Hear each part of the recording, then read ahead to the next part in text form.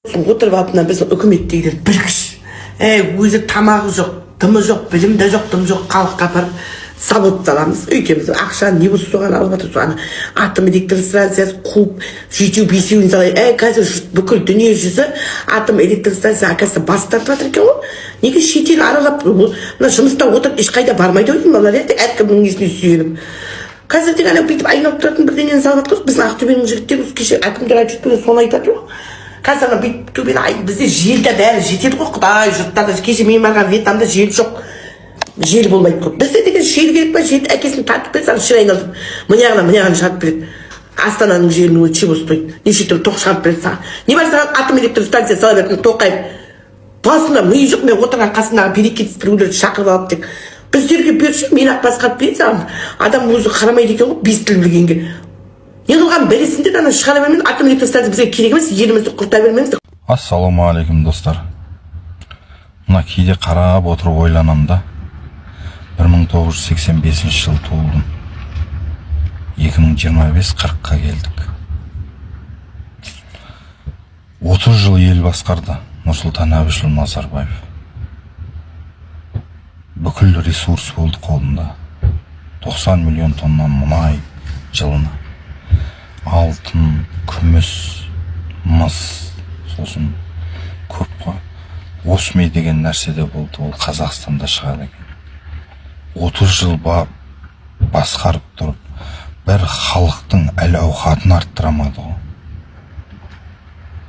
Одан кейін іле-шала араға Тоқаев президентіміз келді. 6 жыл қадам басып, 7 жылға қадам басып барады. 6 жыл болды отқанына. Осыншама ресурспен ол да қазақтың бір халықтың әл-ауқатын арттырамады. Шаршап кетесің кейде. Не істеп жатыр? Байлығымыз қаяққа кетіп жатыр? Ұстағанның қолында, тістегеннің аузында кетіп жатыр, ау сол біздің байлығымыз. Саман-ай. Ассалаумағалейкум, қайырлы таң ағайын. Қалдарыңыз қалай, жағдайларыңыз қалай? Баяғыда үлкендеріміз жаман нәрсені айтқызбайтын да. Айтпаңдар, айтқан жерде бәле жоқ деп. Қой керек жоқ, құрсын айтпаса өзімен кетсін деп, сол таза айтқызбай, дақпырттамайтын. Осы күні анау жыртиған, құрт жеген, биттеген Қытайға, Жапонға, кәріске, басқа жаққа қыдауып жатқандарыңды салып, бұнда суретке салмаңдаршы. Тексіз екендеріңді көрсетпеңдерші, айналайындар. Мақтана кетейін. Басқа бір етім сипағанша деп құздан құлап өлетін текті қазақтың қыздары бит жегенмен, бит тергендермен иттерге күйеуге тиген дақпырттап дабырламаңдаршы, айналып кетейін. Айналайындар. Итке тигенге, итпен ұйыққандай болып жатқанға неменеге қуанып жатсыңдар қыздарыңның, айналып кетейін. Одан досы қолынан боқ келмейтін, әйтеуір сүмелеңдеп жүрсе, мұнан боға жүрсе де қазағыңа бермейсің бе, қазағыңа тимейсің бе? Тексіз қыздар бұл ұлттың ыдырауының, ұлттың құлдырауының, ұлттың құрығанның көрінісі. Қазақты тудыратын, ұлтты тудыратын еркек тәрбиелеп, адамға батыр қылатын, дана қылатын ол әйел. Біздің қазақтың қазақ болғаны, қазақтың аналарының мықты болғандығында осы уақытқа дейін. Қазіргі қазақтың аналары сериалдағы көріп алған соны просто Мариядан бастап бүгінгі күнге дейінгі қаптаған сериалдағы қатындар құсап, бұттарын ашып жалаңаштап, шаштарын добыралап, соны бір керемет қылып жүрген еселәң есуастар қасына қас жалғап, ерінін үріп, көзін бадырайтып, соған әдемі боламын жүрген топастар ертең ұлт тәрбиелейді дегенге мен сенбеймін.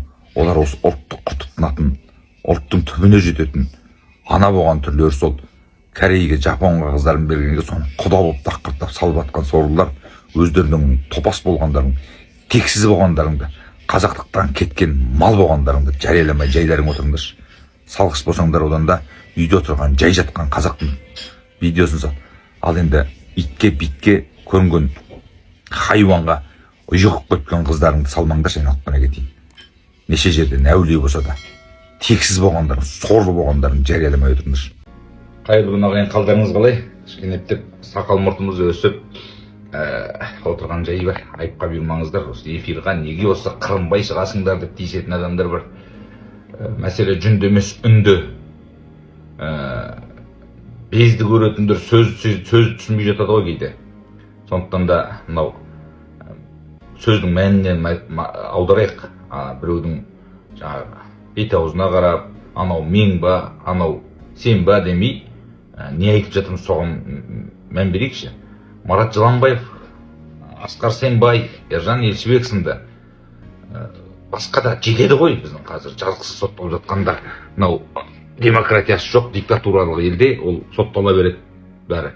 Ертең алып бір тастабар жасап, аяқ астынан бірдеңеге кінәлап шығарып мен соттап жүрсе таңғалмаңыздар.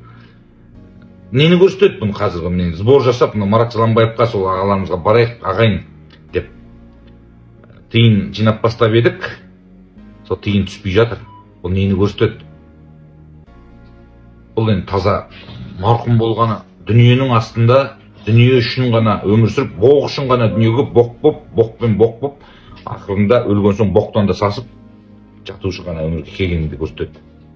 Қазағым, анау Арабқа барып, Эмиратқа барып, Таиландқа барып, қатындардың мазасы кетті. Қазір ананың қатыны барды, біз жатырмыз мен өзі деп.